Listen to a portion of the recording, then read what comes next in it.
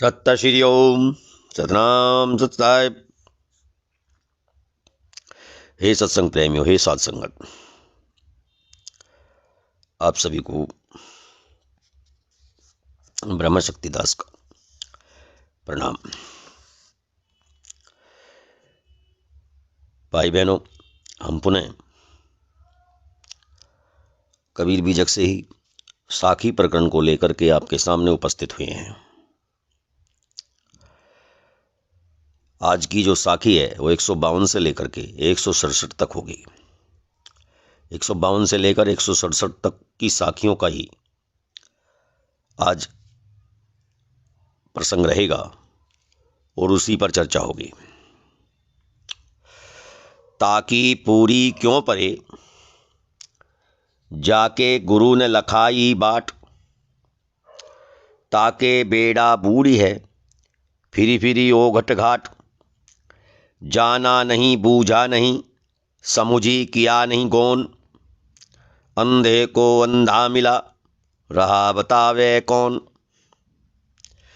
कितनी सुंदर बात की गई है साहिब ने, कितनी सुंदर बात की है।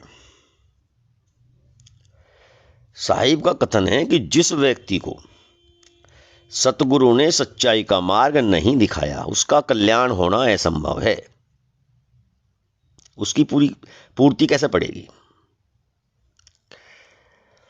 जिसको सतगुरु ने सही राह नहीं दिखाया है उसका कल्याण कैसे होगा? ऐसे व्यक्ति की नौका रूपी जीवनी तो मझधार में ही डूब जाएगी। जीवन जो है मझधार में ही डूब जाएगा और वह उत्तरोत्तर पतन की ओर अग्रसर होता जाएगा, क्योंकि सही राह नहीं दिखाया है, भ्रम के रास्ते पे चल रहा है। तो पतन तो निश्चिंत है। जाना नहीं बूझा नहीं, समझू किया नहीं गौन। अंधे को अंधा मिला, रहा बतावे कौन। यदि कोई व्यक्ति अपने गंतव्य का रास्ता न जानता हो और किसी सज्जन पुरुष से पूछे बिना चल पड़े और इसके साथ साथ वह अंधा भी हो तथा मार्ग में किसी अंधे से ही मार्ग पूछेगा, तो उसे क्या प्राप्त होगा?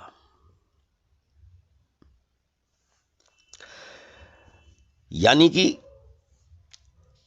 किसी पारखी सतगुरु के पास जाकर के संगत नहीं की, सत्संग नहीं किया, मार्ग नहीं पूछा मुक्ति का, कल्याण का, और किसी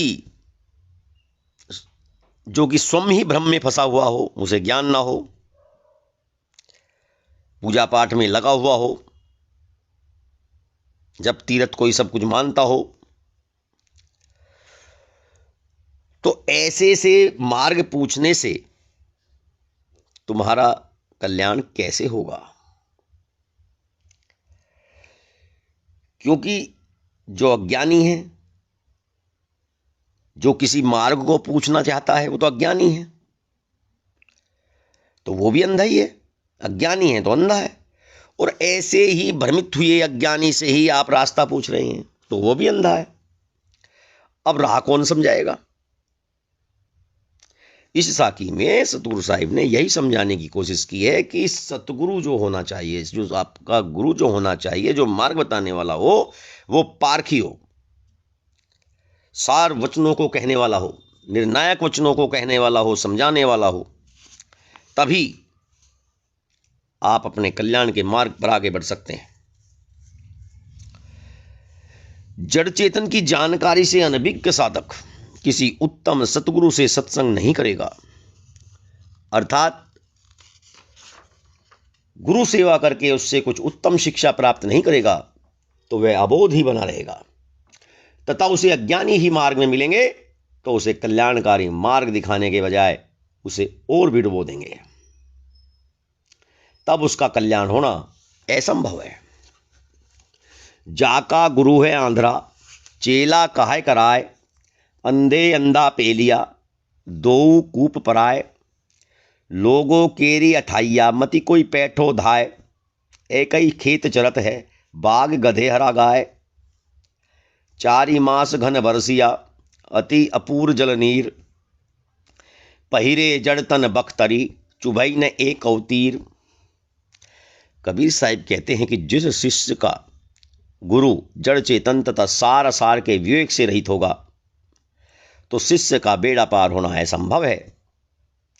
ऐसे गुरु शिष्य दोनों ही अविवेकी बने अंध परंपराओं में जकड़े एक दूसरे को ठेलते हुए अज्ञान में काल्पनिक रूपी कुएं में पड़े रहते हैं। ऐसी जगह पर किसी सत्य इच्छुक जिज्ञासु का जाना ठीक नहीं, क्योंकि वहां तो भीड़ में बाघ गधा गाय सब एक साथ चढ़ते हैं। बादल भले ही बरसात के चारों माह में पानी बरसाता रहे, परंतु ऊसर जमीन में कुछ भी उत्पन्न नहीं होगा। जैसे लोहे का कवच धारण किए मनुष्य पर चाहे कितने ही बाणों की वर्षा की जाए, परंतु उसका कुछ नहीं बिगड़ेगा, उसी तरह जड़ता का कवच धारण किए हुए व्यक्ति को ज्ञान की एक भी बात अच्छी नहीं लगेगी, चाहे उसके सम्मुख ज्ञान रूपी बाणों की वर्षा होती रहे, क्योंकि वो तो अपने विकारों में पूरी तरह से संलिप्त है। उस पर सत्संग का कोई असर नहीं पड़ने वाला। गुरु की भेली जीव डरे, काया सींचन हार। कुमति कमाई मन बसे, लाग जुआ की लार। तन संशय मन सोनहा, काल अहेरी नीत। एकई डांग बसेरवा, कुशल पूछो कामीत। साहु चोर चीने नहीं, अंदामती कहीन। पारक बिना विनाश है, कर विचार हो मीन। गुरु सिकली गर कीजिए, मन ही मस्कला दे। शब्द छोल ना छोली के, चित दर्पण करी ले। कबीर साहिब कहते हैं कि देह अभिमानी व्यक्ति सच्चे सद्गुरु की संगत में बैठने में डरते हैं। भोगों द्वारा इंद्रियों को तृप्त रखने वाले सत्य उपदेश से घबराते हैं और दूर रहना पसंद करते हैं। उनका मन कुबुद्धि द्वारा कमाए गए धन तथा भोग ऐश्वर्यों में बसता है। जुए की तरह बुरे व्यसनों से प्राप्त धन को कमाने और भोगने की ही आदत पड़ जाती है। यदि सशक्त शिकारी और कुत्ता एक ही स्थान पर हों तो सशक्त का कल्याण असंभव है। शरीर संशय का घर है। मन, कुत्ता और अज्ञान ही शिकारी हैं। मन, कुत्ता और अज्ञान ही शिकारी हैं। ये सब एक स्थान पर रहते हैं, तो भलाई कैसे होगी? अर्थात हे मित्र, उसकी कुशल पूछना व्यर्थ है। एकई डांग बसेरवा, कुशल पूछो का मीत। उसकी कुछ कुशल पूछना व्यर्थ है। विवेकहीन अंधा पुरुष सतगुरु और भटकाने वाले धूर्त गुरु की परख नहीं कर सकता। जो विवेकहीन है, विवेक का अंधा है, ऐसा पुरुष ना तो संत को पहचान सकता है, ना भड़काने वाले धूर्त को पहचान सकता है। सार असार ने परखने से ही व्यक्ति पतन के गर्त में चला जाता है। अतः जिज्ञासु विचार करके असत्य मार्ग और समस्त विजाति तत्वों से अलग हो जाओ। जिस तरह सिकलीगर मशक देकर धातुओं को उज्जवल कर देता है,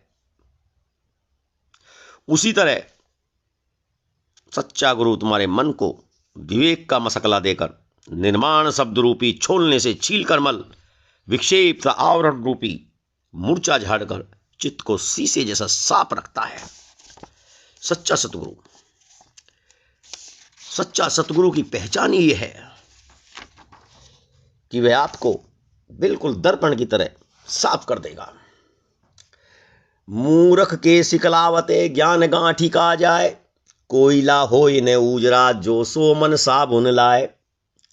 मूढ़ कर्म या मानवा नक सिक पाखर आही, बाहनिहारा क्या करे, जो बानने लागे ताही। से नर केरा सूबना, छिवले बैठा जाए। चोंच सवारे सिर धुने, ई उत्सही को भाए। से मर सुवना बेगी तजू, तेरी घनी बिगुरची पाँख। ऐसा सेमर जो सेवे, जाके हृदय नहीं आँख। कबीर साहिब कहते हैं कि मूर्ख व्यक्ति को शिक्षा देने पर उसके द्वारा सीख का दुरुपयोग होने के कारण उपदेशक के हृदय की शांति भंग हो जाती है। यदि सतगुरु कोई सत्य उपदेश शिष्य को करता है और उस उपदेश का दुरुपयोग करता है शिष्य, तो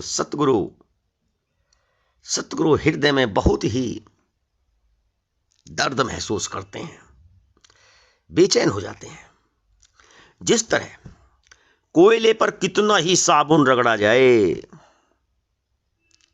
परंतु वह उजला नहीं हो सकता, उसी तरह किसी मूर्ख को कितना ही उपदेश दे लो परंतु वह सज्जन नहीं हो सकता। मूर्ख व्यक्ति एड़ी से चोटी तक झूल पड़ी होने के कारण ज्ञान उपदेश रूपी बाण चलाने वाले उसको सन्मार्ग पर नहीं ला सकते। मूर्ख व्यक्ति को कितना भी ज्ञान उपदेशक हो, कितना भी पारखी संत हो, सन्मार्ग पर नहीं ला सकते। संत महात्माओं की शिक्षा न मानने वाले मूढ़ श्रोता को ज्ञान रूपी बाण नहीं लगते, ज्ञान का कोई असर नहीं पड़ता। बाहनहारा क्या करे, जो बाण न लागे ताही। सतगुरु बताते हैं कि सेमल के पेड़ पर रहने वाला सुग्गा यदि पलास के पेड़ पर उठकर चला जाता है तथा उसके फल में चोंच मारने पर भी कुछ नहीं मिले तो उसे कितना पश्चाताप होगा। यह भी सेमल का ही भाई है, ऐसा होगा, यह भी सेमल का भाई है। कहने का तात्पर्य कि यथार्थ गुरु के ज्ञान के बिना कहीं भी चैन प्राप्त नहीं होगा। सतगुरु सुग्गे से कहते हैं कि सारहीन फल वाले सेमल के वृक्ष को शीघ्र छोड़ दें, क्योंकि तेरे पंख सेमल की रुई में उलझे हैं और जिसके हृदय में विवेक रूपी आंखें नहीं है वही ऐसे नीरस सेमल के फल का सेवन करता है। अर्थात अज्ञानतावश ही लोग इन सब के चक्कर में पड़ते हैं। इन सब के चक्कर में किसके में? धूर्त लोगों के चक्कर में पड़ते हैं, अज्ञानवश, क्योंकि उन्हें सार असार का ज्ञान नहीं है। से मर सुवना से या दुई टेढ़ी की आस। टेढ़ी फूटी चनाक दे, सुवना चले निराश। लोग भरोसे कौन के, बैठ रहे अरगाए। ऐसे जिया रही जम लूटे, जस बटिया लूट कसाए। जस मटिया लूट कसाए, समुझी बूझी जड़ हो रही। बल तजी निर्बल होए, कहे कबीरता संत का, पला न पकड़े कोय। जिस प्रकार सुग्गा सेमल के फल की आशा में फूल की देखरेख करता है और फूल या फल पक जाने पर फूट जाता है तथा उससे नीरस रोया फूटने लगता है, तब सुग्गा भी निराश होकर उड़ जाता है। उसी प्रकार व्यक्ति देखे और सुने हुए भोगों को भोगने की आशा में सांसारिक माया का सेवन तो करते हैं परंतु संसार की नश्वरता और स्वार्थ को देखकर निराश होकर संसार से कूच कर जाते हैं। साहिब बताते हैं कि ईश्वर के भरोसे बैठे आलसी लोगों की वासनाएं उसी प्रकार लुटती हैं जैसे मांस को कसाई लूटता है। हाथ पर हाथ रखे भाग्य के भरोसे पर बैठना व्यर्थ है। विवेकी जन साध्य को जानते हुए भी भोले बने रहते हैं या अनजान बन जाते हैं, तो अज्ञानी जन अहंकार को त्याग कर निर्माणी हो जाते हैं। सतगुरु बताते हैं कि ऐसे शुद्ध निर्मल संतों को कोई प्रपंची नहीं बना सकता, अर्थात इनका पल्ला कोई नहीं थाम सकता। ऐसे निर्मल संत यदि मिल जाएं तो उद्धार हो जाए, कल्याण हो जाए। हे साध संगत, हे भाई बहनों, हे दोस्तों, आज का ये प्रसंग यहीं विराम लेते हैं। कल तक के लिए सत्य श्री ओम, सतनाम, सत साहिब।